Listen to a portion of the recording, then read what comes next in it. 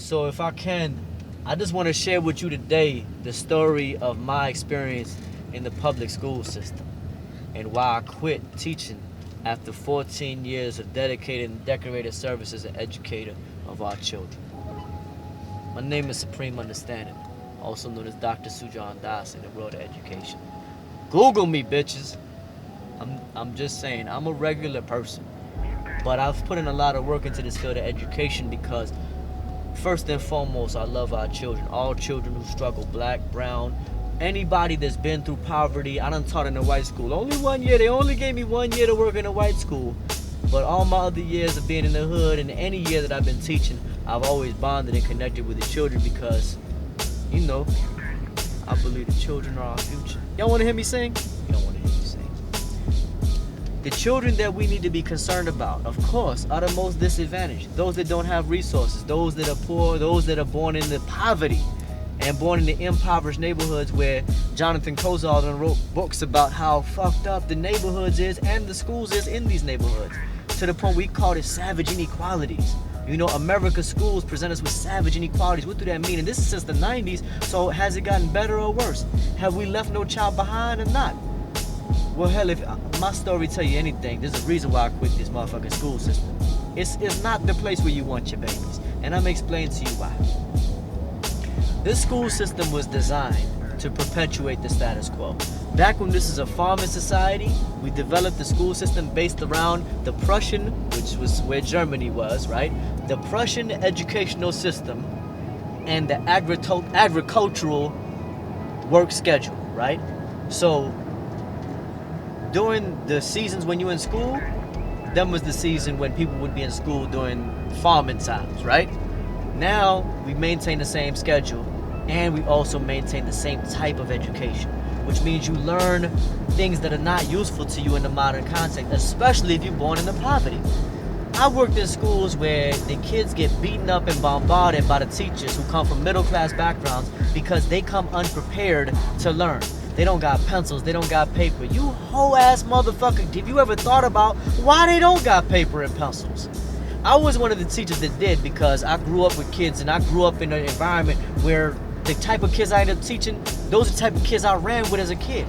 And when I went to public school, when I got kicked out of high school and ended up having to go to one of the worst schools in my city, I seen why kids don't graduate in the hood because they don't give a fuck if you do. My high school guidance counselor was a white woman. Her name was Miss Critelli. Miss Critelli became the assistant principal through a long career of telling black students as a guidance counselor not to go to college because we ain't college material. She told me to find a job immediately because I wasn't gonna make it no other fucking kind of way. That's what made me want to go to college, just to hear that. And she became the assistant principal teaching that shit. At one point I was supposed to come back after making all these accomplishments and doing all this beautiful shit that I've done and do the commencement speech at the graduation for that same high school, the high school I graduated from in the hood. She's the one that blocked it because she knew I was gonna call her out. But I've had good teachers and bad teachers.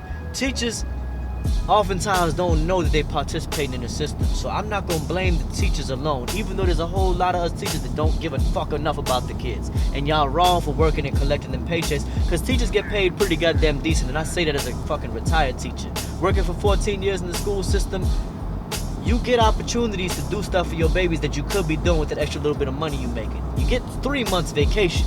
You feel me? You get time to live in ways that other people don't, but the sacrifice you make is taking care of people that other people won't. When you with them for 8 hours out the day, you got them almost, if not more, than they parents do. Because sometimes their parents don't even get to see them that much. Because half of the time, the kids are asleep while the parents got them. So the parents might only got a few hours with them. You got 8 hours with them. Is you changing and shaping their lives? Is you talking to each individual one? Is you specifically targeting the ones that need the most help? Or is you breaking them down and making them feel bad and humiliating them? I worked at a school once, and even with good administrators, I worked at schools that break down because they just don't exist to serve the children.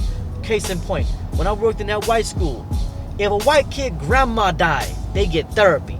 If a white kid start flipping out and stabbing kids with a pencil, he gonna get counseling. He gonna get referred to psychiatric service, and they gonna put him in a padded room with all kinds of foam shit, and they gonna make his ass have fun so that he can be better. But in our schools, I done had seen a child jump out the window, break his leg and trying to kill himself, and when he got back to school, they suspended him. You know what they did after this? You think they gave him therapy? You think they talked to him? You think anybody pulled him to the side even? Maybe one or two teachers out of the goodness of their heart did, but systemically, it did not happen. He didn't get referred to nothing but a suspension. When he jumped out the window again, a 5th grader trying to kill himself, they expelled him.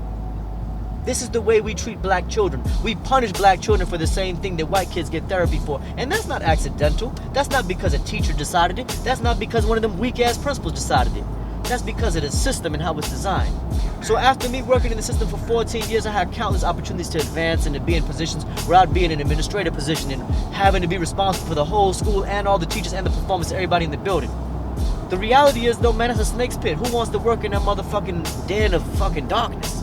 Because once you get into that position of leadership, you account for all the bullshit they want you to do it. And it's never about the babies. Every school leader knows that it's really not about the babies. You got into it for the babies, but you not working for the babies now. You working to meet the needs of stakeholders.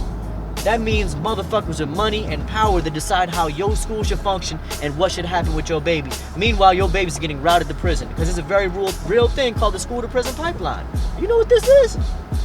The school to prison pipeline is the way in which black and brown children, specifically young black males, are targeted for special routing, like they're being corralled into the prison itself. They do it through special education, they do it through behavioral designations, they do it with medication, they do it by simply not teaching black young men emotional skills, coping skills, life skills, survival skills. They only put them through experiences that will bring out the worst in them. So young black males that are put through the school system will either be conformists, where they gotta fit in with whatever the fucking system dictates, and they gotta be a little do-boy, a little bitch, and some of your boys don't wanna be a little bitch. Some of your boys don't wanna be a passive motherfucking pig getting his head mashed into the motherfucking square hole that they trying to mash him into. You know what I mean? He might not wanna be that. So he might rebel. How do he rebel? Do he cuss the teacher out? Nah, not right away. He might just get out his seat a little bit. He might speak up a little bit. He might ask a funny question. He might have a conversation in the back. And what do we get for that? Do he get told about what's right and what's wrong in a way that's really going to encourage him and help him? Do he get useful education that he's going to become interested in and want to learn? No, he get punished and scolded and reprimanded and made to feel like he ain't shit. This is what happened in every school, whether it's black teachers or white teachers doing it, because it's the design of the system. This is me working for years and years, seeing this shit time and time again. And why do we do it? Because we broken too. We so broken up to the level of the leadership. The leadership don't even believe in the babies. They won't even fight for the babies, even though they know the babies are getting done wrong. What about higher up? Higher up, the more of a fucking empty soul you can be, the more successful you'll be. They bring in the kind of people that will run motherfucking systems into the ground.